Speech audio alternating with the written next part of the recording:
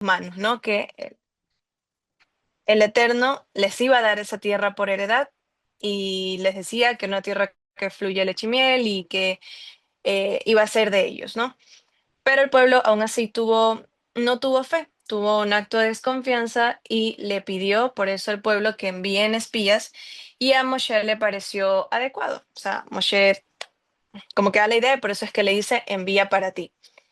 Y sabemos que esto trajo pues opiniones divididas.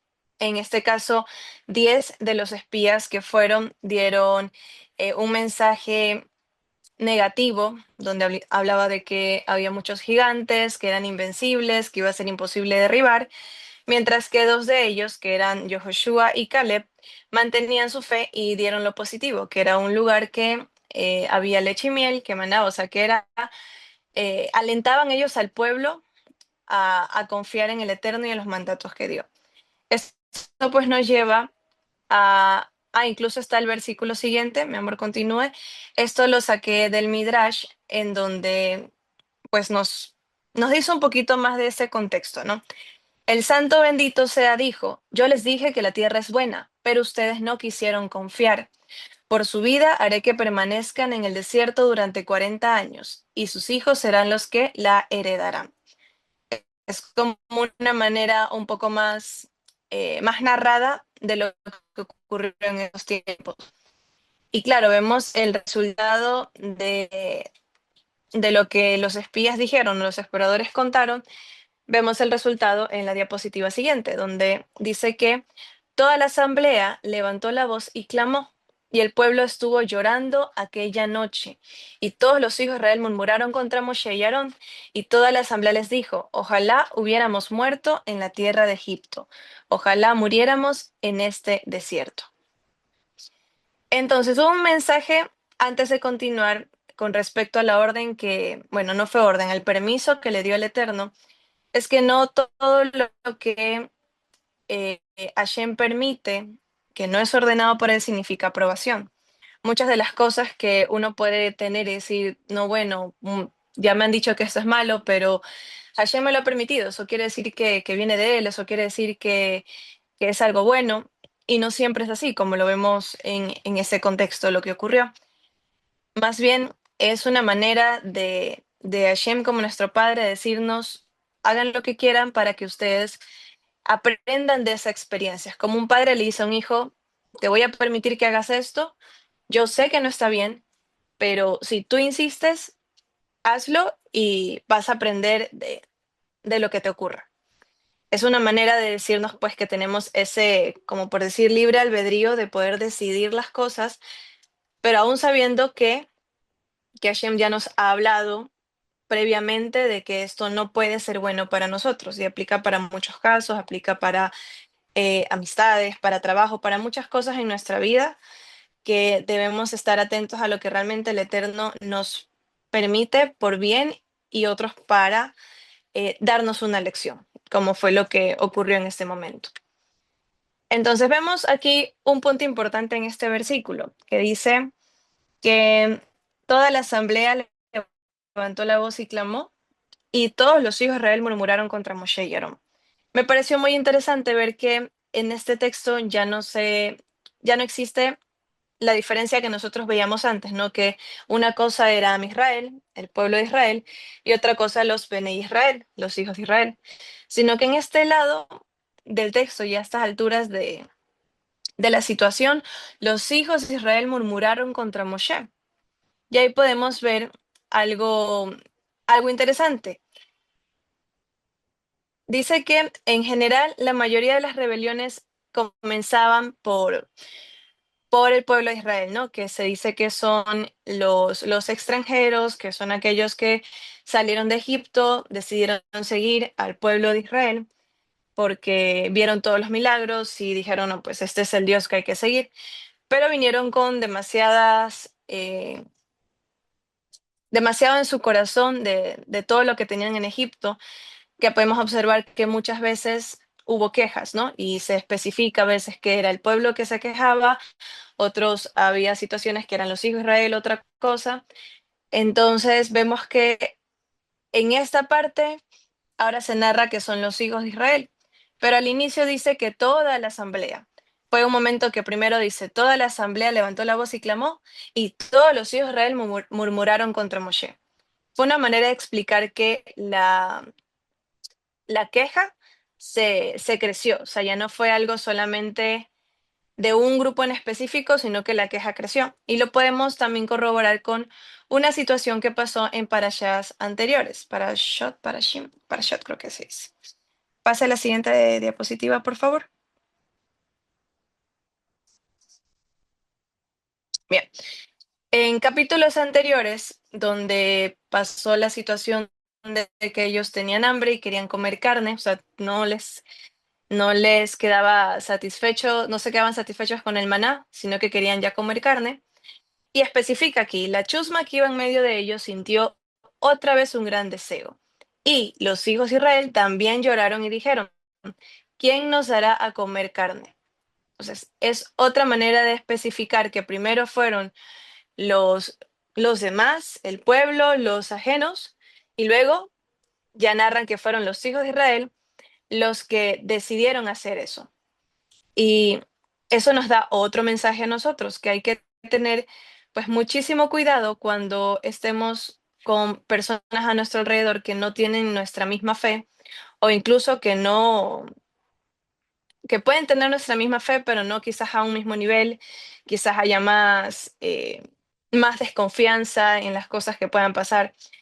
Y ellos pueden ser los primeros en quejarse en situaciones, como si ocurre algo, es que siempre me pasa esto, es que esto es una desgracia, es que esto siempre sale mal, en vez de ser todo lo contrario, ¿no? De ser agradecidos, de ser que saber que el Eterno permite las cosas por diversas situaciones, tener una manera correcta de expresarnos, ¿no?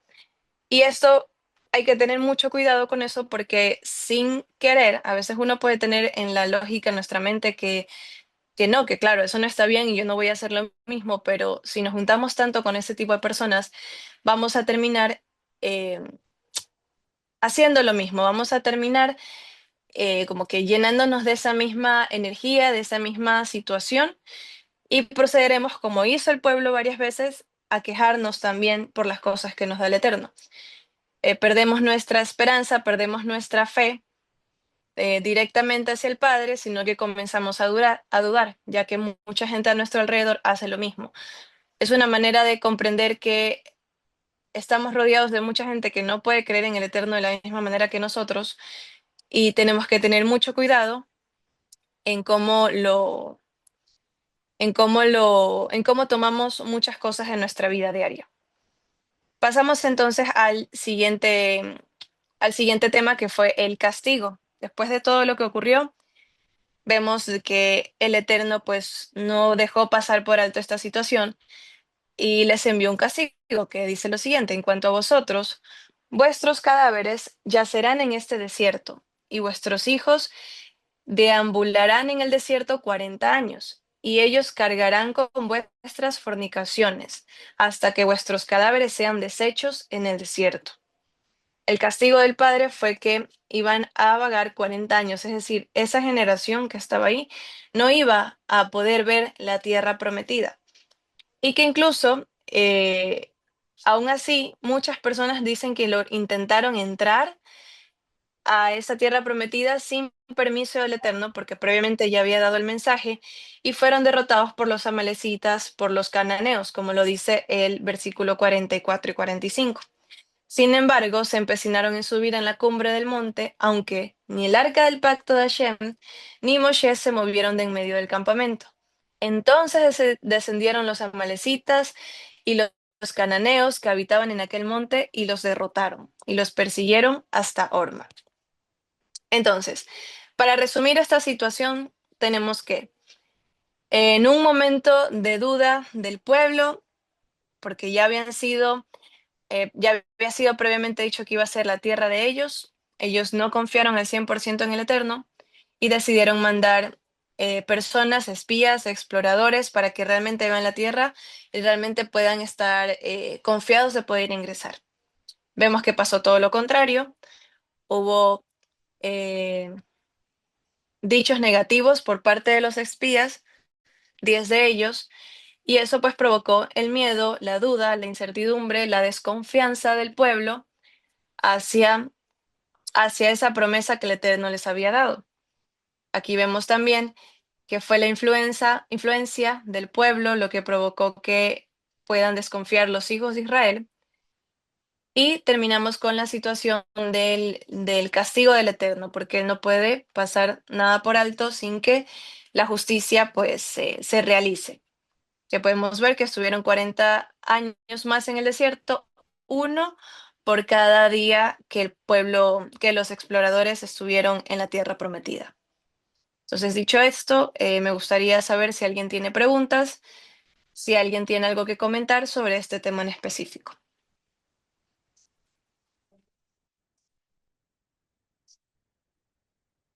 Si quedó todo claro. Muy clarito. Ok, muchas gracias. Entonces, ahora Excelente. sí, pasamos al siguiente tema con Elías. Correcto. Hago un pequeño enlace con lo que tú dices cuando mencionaste que sí, que efectivamente las amistades, digamos, con personas que no están en un mismo nivel pueden representar para nosotros ese, esa lucha diaria pues tener, incluso llegar a tener un castigo en nuestras vidas. Entonces es importante que nosotros nos veamos rodeados con eh, siempre, no necesariamente con personas, o sea, ya con esto no quiero decir que no es prohibido o es pecado, simplemente que tú tienes que estar bien puesto en tu lugar. Pero hay cosas en las que el Eterno sí nos dice que ni siquiera deberíamos de hacer, ni siquiera deberíamos de comer, ni siquiera deberíamos de ir a otras naciones a buscar a extranjeros como para hacernos pareja de ellos. Y, y eso de ahí vamos a hablar ahorita, porque hay cosas que el Eterno sí nos dice que ni siquiera deberíamos de explorar en aquello. Entonces, cuando aquí en el pasaje de Números 13:2, bien ahorita leyó en a mí, envía tú hombres que reconozcan la tierra de Canaán. Esta parte de aquí que dice reconocer eh, es Bellatur, que significa y exploren. Entonces quiero que nos enfoquemos en esta palabra explorar, porque estos hombres fueron enviados a explorar. Y aquí la palabra explorar da la idea de una palabra, o sea, se descubre algo que es desconocido, quizá es algo que ha estado escondido para nosotros, que no conocemos digamos, que para nuestra vista se muestra como algo llamativo, que hay importancia en eso. Entonces, aquí nos hacíamos la pregunta en el Shabbat pasado con el anciano, que qué tenían que descubrir los israelitas en la tierra de Canaán, ¿no? Eh, ¿Qué tenía ahí Hashem para su pueblo? Bueno, la tierra que fluye leche y miel, la tierra prometida a los patriarcas. Sin embargo, nosotros vemos que estas personas, estos hombres, a lo que llegan y regresan, solamente vieron primero las amenazas y fue lo primero en hablar. Las amenazas, bueno, fueron lo bueno, pero igual presentaron lo malo después. Eh, no lo vieron como oportunidades. Y fueron 10 personas que lo hicieron. Y los otros dos hablaron, dijeron, no, sí se puede, no, no hay problema. Pero 10 personas comenzaron a decir, no, no, yo creo que aquí está mal. Entonces, todo se enfoca en cómo nosotros vemos las cosas, el explorar. Pero podemos profundizar mucho más esta palabra explorar con el mandato de los Itziyots. Porque también aquí se nos dice que se nos usa el mismo término en Números 15:39, está hablando de los itziyots y menciona que estos nos servirán de franja, para que cuando los veáis, os acordéis de todos los mandamientos de Hashem, para ponerlos por obra. Y no miréis en pos de vuestro corazón y de vuestros ojos, y en pos de los cuales os prostituyáis. Si bien es cierto aquí, nos dice, no miren en pos de vuestro corazón y de vuestros ojos. Entonces, ¿qué pasa? Que nosotros en nuestro día a día nosotros somos como seres humanos, tenemos esa tendencia a explorar, a querer analizarlo todo, aprender de todos, de todo, absolutamente, incluso de lo prohibido, ¿sí? Para nosotros como seres humanos, creemos que todo es lícito, ¿sí? Aquí el término es velo yatur taturu aharei levavejem, ve aharei einejem, que eso de ahí es y no exploréis tras vuestros corazones y tras vuestros ojos. Un ejemplo muy claro de este tema es cuando Elohim viene y pone a Adán y Eva están en el Edén. Hashem les dice, no comáis de eso, no comáis de eso. Pero ¿qué pasa? Que luego viene Hasatán, bueno, el hecho del Eterno de haberles dado un mandato, una misbah, no lo hagan. Viene luego el Hasatán y les presenta la idea mucho más bonita y les dice, no, pero es que si ustedes lo hacen, van a ser como Hashem. Y cualquier persona como ser humano puede decir, bueno, si soy como Hashem, eso es algo bueno porque podemos ayudar, podemos disfrutar, estar en un mismo sentir como Hashem y podemos tener los mismos poderes y vamos a estar todo bien y todo bonito. Como seres humanos siempre tendemos a pensar que tenemos excusa para todo, pero hay mandatos que el Eterno dice, ni siquiera mires en hacerlo, en pos de vuestro corazón. ¿Sí? No los explores en eso, ¿ok? Am, porque simplemente Hashem nos conoce como seres humanos, ¿sí? Nos conoce como seres humanos. Como tenemos, por ejemplo, a Abraham y su familia. Toda la familia de Abraham, Isaac, Jacob, todos ellos buscaban que la descendencia de sus hijos sean israelitas, sean personas que amen a Hashem, ¿sí? Sean personas que amen a Hashem, amados.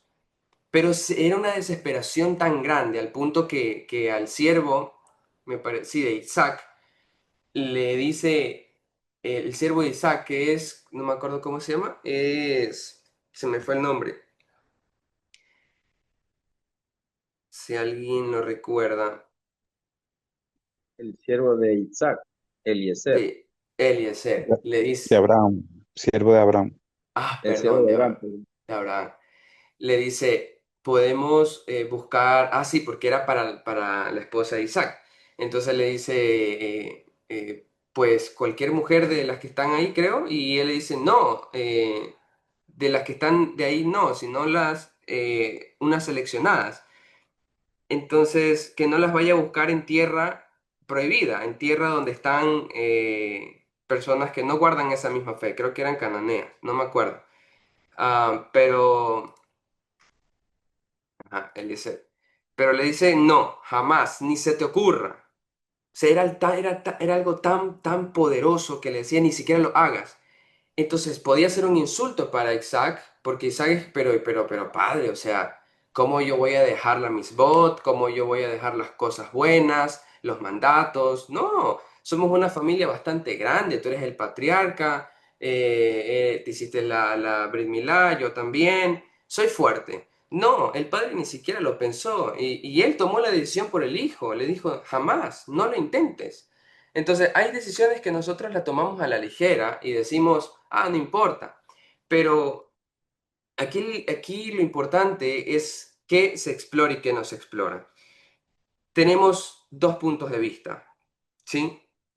El texto que vemos aquí en los Itziyots nos advierte de un adulterio espiritual, que si bien es cierto, nosotros al mirar esos Itziyot recordamos las ordenanzas de Hashem para así no cometer lo malo, no hacer lo malo. Tenemos dos puntos. Lo bueno, y esto aquí sí lo voy a decir textual porque me parece bastante puntual, exacto. Dice lo bueno, la bendición se esconde tras las cosas o situaciones aparentemente malas. Problemas gigantes.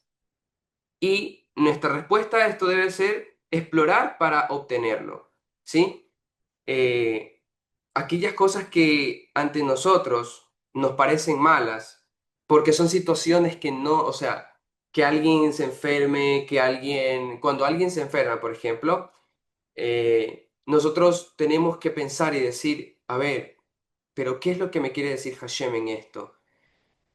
Porque en lo malo es que nosotros aprendemos en esas partes, en esos momentos tan duros de nuestra vida, es donde nosotros aprendemos y decimos, wow, esto lo tuve que aprender, esto aprendí, porque en los golpes es donde aprendemos.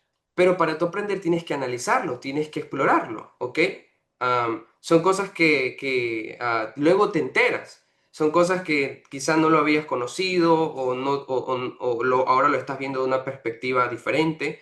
Entonces, ahora lo estás analizando mucho más y entiendes que hay una bendición detrás.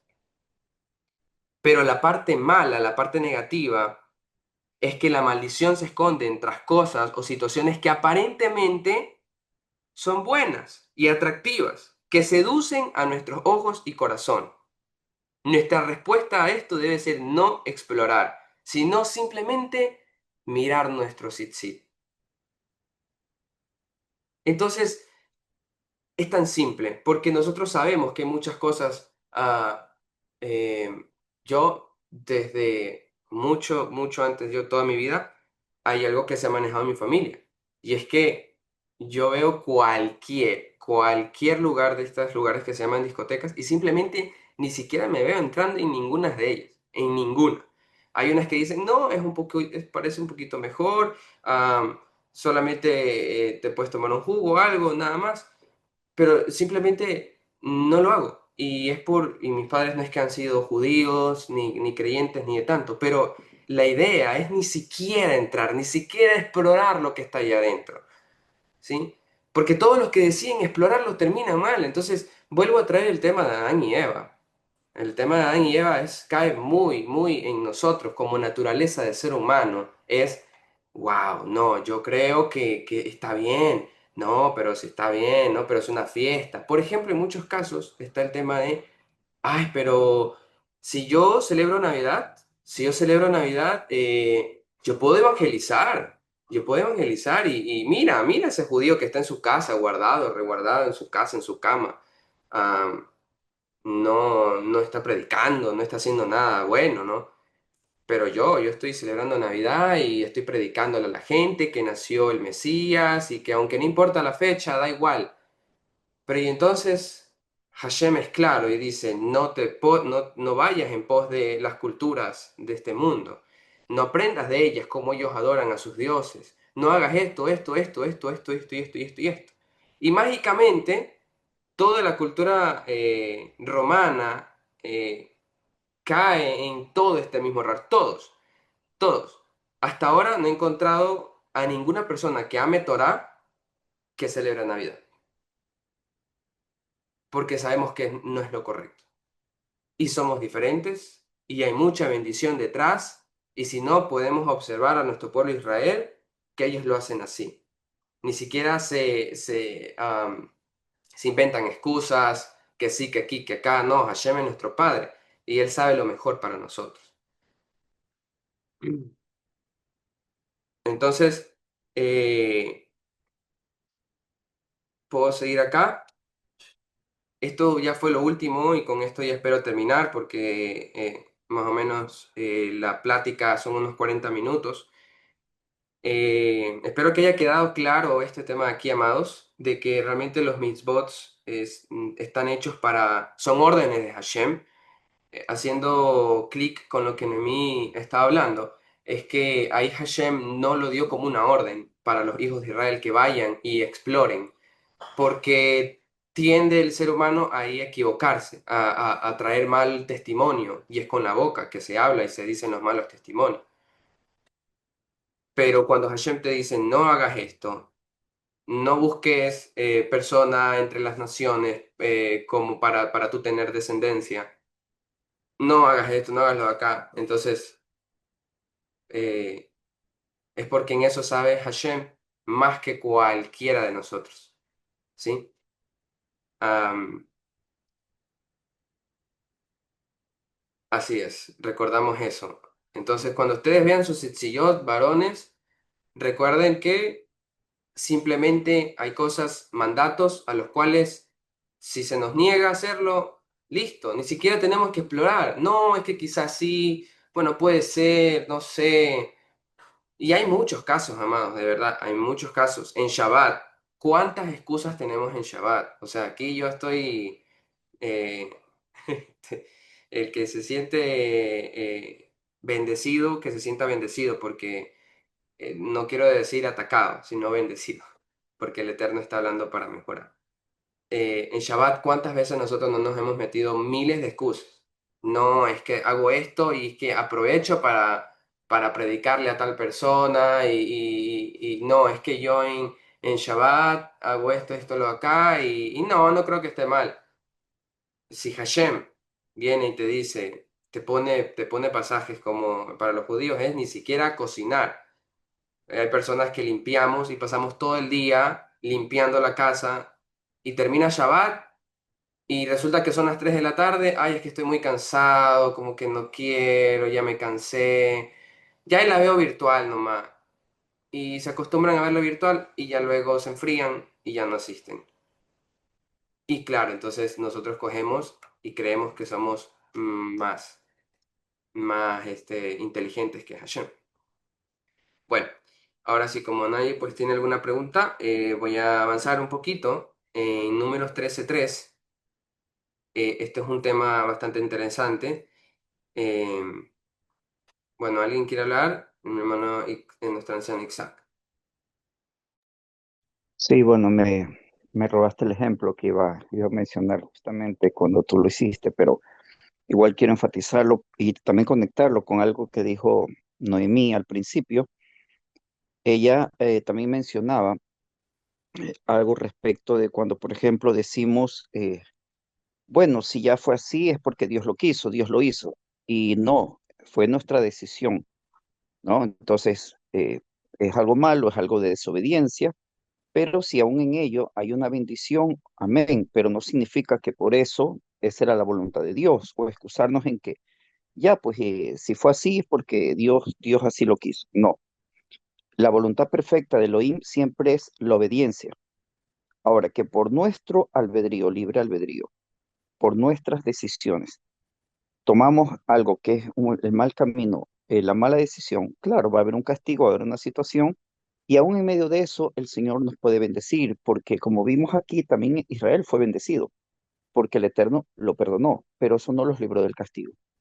Entonces, alguien, por ejemplo, falta un ensayo y alguien X, o un ensayo X de un ministerio X. ¿Y cuál es la responsabilidad? Si tienes que ensayar, eres parte de un ministerio, tienes una responsabilidad. O sea, lo primero que tienes que hacer es cumplir. Ahora, no lo haces, entonces te vas con la familia y luego, anciano, le quiero contar que me fui acá, pasé con la familia y le prediqué a un sobrino y ese sobrino escuchó y bueno, queda la palabra sembrada. Y ahí estamos haciendo algo peligroso porque estamos camuflando, estamos queriendo desvirtuar mi falta de responsabilidad y compromiso en que yo tenía que asistir, dije que iba a ir, no, no di la justificación, contaban conmigo y luego, es que predicó la palabra, aleluya. Entonces significa que eso fue bueno. No, fue malo. Muy seguramente ese sobrino jamás vendrá a la sinagoga ni buscará el camino del Señor, pero es como algo para nosotros mismos no sentir culpabilidad. Entonces, lo correcto, ok, si desobedeciste y te fuiste por otro lado, en lugar de darle prioridad a la santa convocación, que es un mandamiento de Shabbat, si preferiste a la familia, preferiste pasear, hacer cualquier cosa, está bien, pero reconócelo, di, lo siento, anciano, líder de ministerio, con quien fallaste. Yo debí darle prioridad a la santa convocación, a estar con mis hermanos, a disfrutar de un Shabbat en la sinagoga. Pero ok, no lo hice porque mi familia, la presión, tenía otras cosas que ya me fui a hacer otras cosas. Pero lo siento y reconocerlo, disculparse, ¿no? Y bueno, el Señor en su amor y fidelidad me permitió por lo menos predicar en lo que yo estuve con mi familia o con mis amigos o lo que sea. Pero amados, aprendámoslo, porque esto yo no lo he visto una vez. Lo he visto y lo he escuchado tantas veces de querernos justificar cuando desobedecemos un mandamiento del Eterno.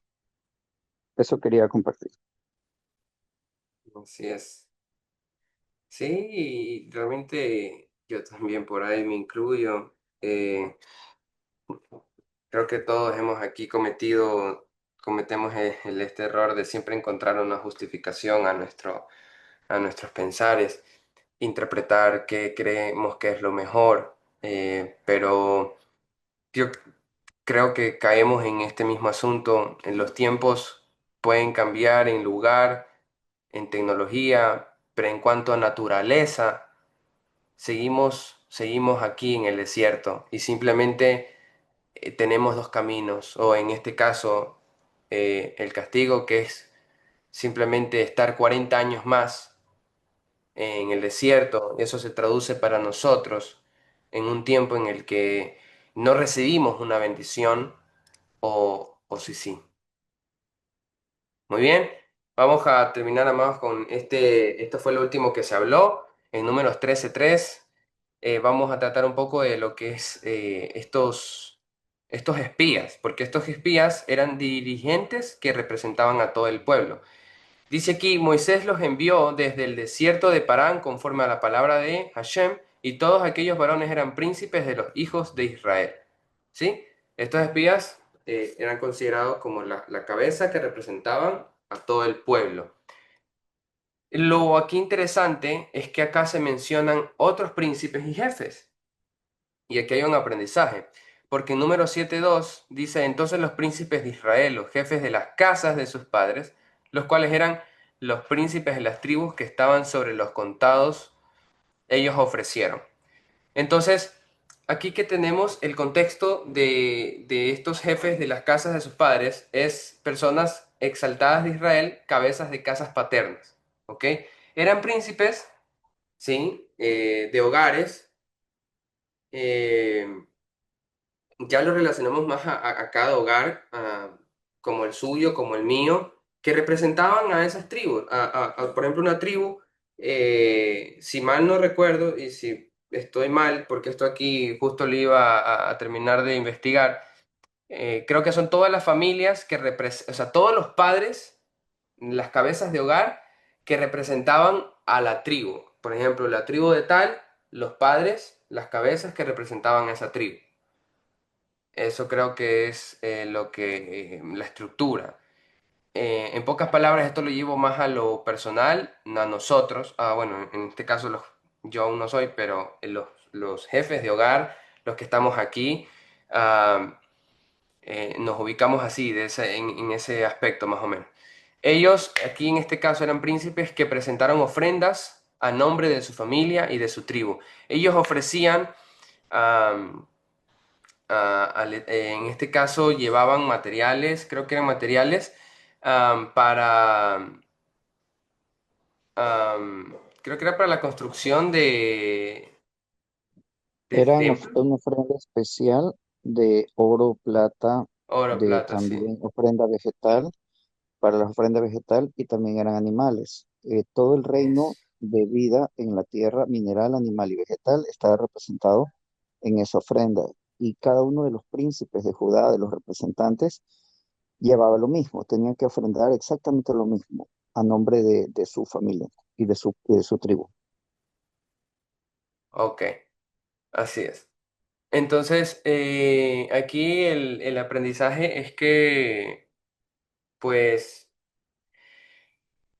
en cada familia de los que representamos parte del pueblo de Adonai, tenemos que tomar este tipo de postura ante Hashem, porque todos ofrecían, aunque todos ofrecían la misma cantidad, eso llevaba a un punto a ver, o sea, y el que no tiene más que yo, tiene que dar menos o más, no, todos daban por igual. Y delante de Hashem es estar en un mismo sentir, ganarse esa bendición de que si realmente ellos querían la bendición del Eterno para sus casas, pues tenían que dar. Digamos, este es el aprendizaje referente a los jefes de las casas, ¿sí?